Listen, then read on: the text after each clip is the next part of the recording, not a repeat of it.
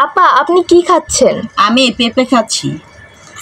আপা, পেঁপে কি আপনার পছন্দের খাবার? না, একদমই না, কিন্তু আমি তো অসুস্থ, ডাক্তার বলছে পেঁপে খাওয়ার জন্য, তাই আর কি খাচ্ছি। আপা, মনে হচ্ছে আপনার অনেক ক্ষুধা পাইছে। না না, কি যে বলেন, একদম ক্ষুধা নাই, খাবার রুচি নাই তো, তাই কিছুই খেতে পারি না। আর সবেমাত্র জ্বর থেকে উঠলাম তো, মুখে একদম তেতো তেতো ভাব হয়ে গেছে, কিছুই খাইতে পারি না। আপা, অপছন্দনীয় খাবার এভাবে খাচ্ছেন, তাহলে পছন্দনীয় খাবার হলে কিভাবে খেতেন? কি যে বলেন আপা,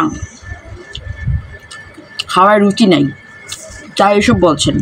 যদি আমার খাওয়ার রুচি থাকতো আর সেগুলো যদি আপনি দেখতে পারতেন তাহলে বলতেন।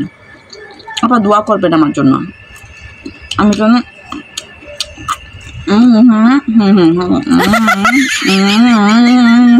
আমার মুখে রুচি নাই, আমি আগের মতো খাইতে পারি না, মুখ তেতো তেতো হয়ে গেছে। এত বলার পরও মানুষ আমাকে শুধু বলে আমি নাকি অনেক খাই, আমি নাকি রাক্ষসী হয়ে গেছি। যদি আগের মতো খাইতে পারতাম তাহলে তো ওরা আমাকে ডাইনোসর ভাবতো।